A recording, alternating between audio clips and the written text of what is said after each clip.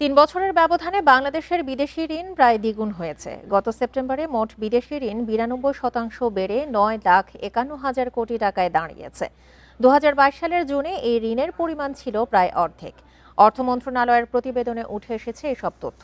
Covid পরবর্তী সময়ে বাজেটের জন্য অর্থ সংস্থান এবং টাকার ব্যাপক অবমূল্যায়নই এর মূল কারণ।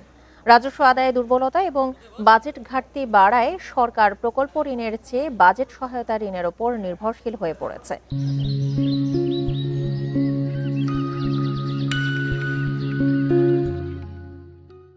কারণ এই ঋণ দ্রুত পাওয়া যায়।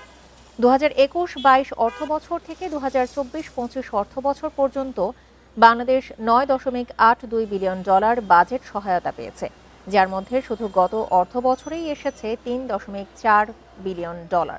২০২৪-২৫ অর্থবছরে বাজেট সহায়তা ঋণ আগের বছরের তুলনায় ৬৯% বেড়েছে, যেখানে প্রকল্প ঋণ কমেছে ২৯%-এরও বেশি। ডলারের বিপরীতে টাকার মান কমে যাওয়াও ঋণের বোঝা বাড়িয়েছে।